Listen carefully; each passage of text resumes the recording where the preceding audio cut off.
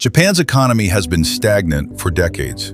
The cost of living is sky high, and the population is growing older by the day. But despite all these crises, when it comes to financial peace of mind and money management, Japan remains a role model. Why? How does a country under such economic pressure hold on to a secret that the rest of the world has completely overlooked? A secret that has nothing to do with high income, complex investments, or even luck. Japan's greatest financial secret is not an economic formula at all.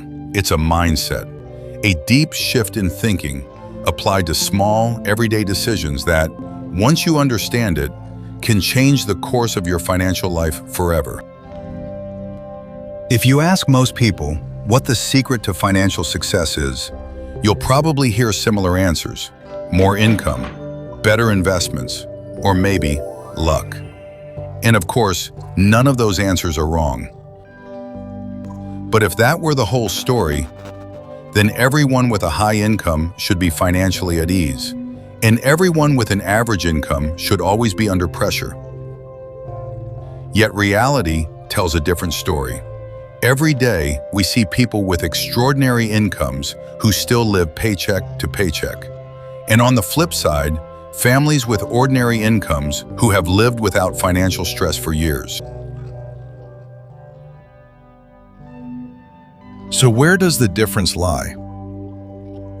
Perhaps before the money enters our bank account, before we make our first investment, and even before we receive our first paycheck, our relationship with money is already taking shape. This relationship is shaped by family, by society, and by the culture we grow up in. Every country has a different story about money, but when it comes to Japan, that story seems to take on a different form. Over the centuries, the Japanese haven't just learned how to earn money, they've learned how to behave around money. And maybe that small difference is the reason for the big difference we see today.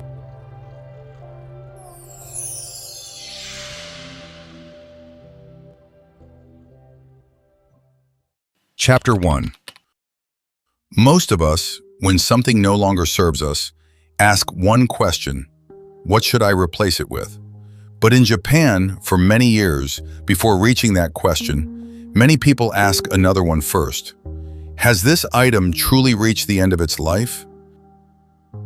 This may seem like a small difference, but that very difference can change the course of thousands of financial decisions over a lifetime. In many cultures, the value of an item is tied to its purchase price. But in Japan, the value of an item is not just about how much you paid for it. It's also about the resources that went into making it, the time spent producing it, and even the respect you show for something that can still be useful. That's why throwing away something that still works is not just wasting an object. It feels like wasting something valuable for no reason. The Japanese have a word for this way of thinking: mottainai. It's not easy to translate precisely, but perhaps the closest meaning is, what a pity that something's value is being overlooked. And here's the interesting part. This philosophy isn't just about household items. When you grow up with this mindset, you gradually apply the same lens to money. Before buying something, you ask yourself, do I really need this? Before throwing something away, you think, could it still be useful for me or someone else? And before spending again, you first look at what you already have. Maybe that's why, for many Japanese people, money management doesn't start at the moment of spending. You might say, this is just about a few old items, but that's exactly where most people get it wrong. No one becomes financially troubled overnight, just as no one builds wealth overnight. The final outcome is usually the result of hundreds of small decisions. Decisions so ordinary that we don't even notice them. Every time we buy something just because it's new, every time we put aside something that still works, and every time we replace something without thinking, we're not just spending money, we're gradually training our minds to believe that the solution to every problem is buying something new. And that's where the philosophy of Mottainai offers a different path. Instead of buying as the first reaction is looking. Looking at what you already have, asking a simple question, do I really need something new, or do I just want something new? This question might take only a few seconds, but over the years, it can make a difference of thousands of dollars. Not because it forces you to spend less, but because it teaches you to spend more consciously. Wealth doesn't always start with acquiring more. Sometimes it starts with valuing what you already have more deeply. Chapter 2. Why are some purchases already wrong before they even happen? Most bad purchases don't happen in the store or when we press the buy button. They start much earlier, at the moment when emotions take the place of thought. We've all experienced this feeling. We see something, get excited, and suddenly life seems incomplete without it. But a few days later, that same item doesn't seem so important anymore. Behavioral economics has studied this for years. We humans tend to overestimate the value of things we see right now. That's why many impulse purchases lose their appeal after a few days. But in Japanese culture, there's an old way of thinking about important decisions.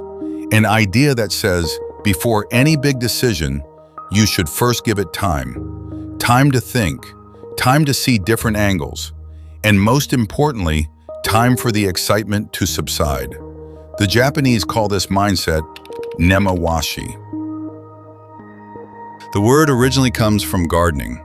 When you need to transplant a large tree, the gardener doesn't pull it out of the soil on the same day.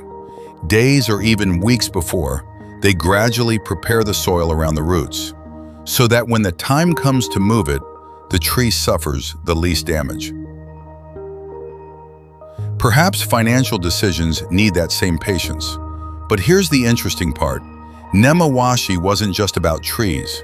Gradually, this mindset entered different areas of Japanese life, from business decisions to relationships and even to financial choices. Its message was simple. A decision made purely on emotion is usually not a good decision. Maybe that's why many Japanese families, before making big purchases, give themselves time. Not because they're afraid of spending, but because they know time reveals things that excitement hides. Think about the last time you really wanted something. Maybe a new phone, a car, or even an item you were sure you couldn't live without. If you had been asked to wait a month at that very moment, would you have been just as certain? For many of us, the answer is probably no, because the urge to buy doesn't last. But the value of a good decision lasts for years. Maybe that's why the difference between financially successful people isn't just how much money they make. Sometimes the difference is in how many times they've been able to tell themselves, "Not today, let me think more about it." And maybe that's one of the most valuable lessons we can learn from Japan. Sometimes the best financial decision is the one you don't make today. Chapter 3. Why do Japanese people still write down their expenses by hand? If you wanted to manage your budget today, you'd probably find dozens of apps, colorful charts, real-time reports, and notifications that remind you every day how much you've spent. But interestingly, many Japanese families still prefer a simple notebook, not because they lack access to technology, but because they believe writing is different from seeing. When you just look at numbers on a screen, your brain receives the information. But when you write that same number by hand, for a few seconds, you're forced to face it. You're forced to ask yourself, was this purchase really worth it? And sometimes, that few seconds of pause changes your financial behavior more than any sophisticated software. This method is known in Japan as kakebo, a system introduced over a century ago. But the interesting part isn't the notebook itself. It's the questions it asks you. How much money came into your life? How much did you spend? How much were you able to set aside? And perhaps most importantly, did you truly feel satisfied with what you spent that money on? Notice, that last question isn't about numbers, it's about feeling. And maybe that difference is why Kakeibo has endured. Because most people's problem isn't that they don't know how much they spend. The problem is they never ask themselves why they spend. Maybe money management doesn't start with finding new ways to save. Maybe it starts with being honest with ourselves about the expenses for which we ourselves can't find a convincing reason. Chapter 4. Why Japanese people aren't obsessed with getting rich overnight. If you spend just a few minutes searching online for how to get rich, you'll probably run into the same kind of promises. Double your money in a few months, achieve financial freedom in record time, or find that one opportunity that's going to change everything. But here's the interesting thing. In Japan, one of the most powerful financial ideas is the exact opposite of that mindset. It goes like this. Real wealth isn't like lighting a firework. It's more like growing a tree. It starts quietly, it gets a little bigger every day, and it takes years before you see the real payoff. The Japanese even have a word for this way of thinking, tsumitate. Literally, it means accumulating and building gradually. And maybe the most important part is that last word, gradually. Because most people don't have a problem with starting. Their problem is they give up too soon. They save for a few months and don't see huge results. They invest a few times and expect an immediate shift.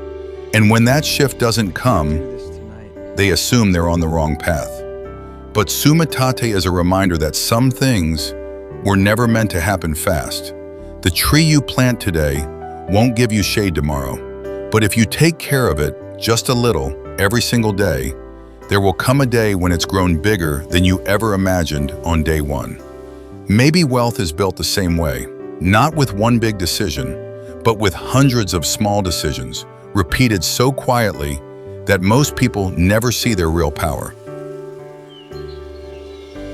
And maybe now we can circle back to the first question we started with.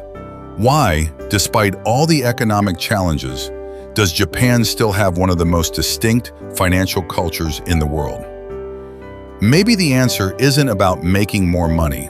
Maybe it's that generations of Japanese people have seen money not as a sudden event, but as the result of small, quiet, consistent choices. Choices that, on their own, seem insignificant, but when stacked together over years, create a completely different future. And maybe that's what real wealth actually is. If you look closely at all the habits we talked about today, none of them were secret tricks to getting rich. They were just a different way of thinking about money. Maybe that's why, despite all the economic headwinds, Japan still has one of the most disciplined financial cultures in the world.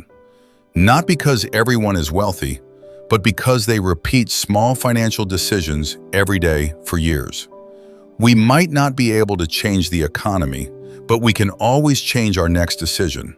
And sometimes, those small decisions are what build a completely different future. Now, I'd love to ask you, out of all the habits we talked about today, which ones surprised you the most? Let me know in the comments below. And if you enjoy this type of content about the psychology of money and financial habits from cultures around the world, don't forget to subscribe to the channel. Thanks so much for sticking with me until the end. See you in the next one.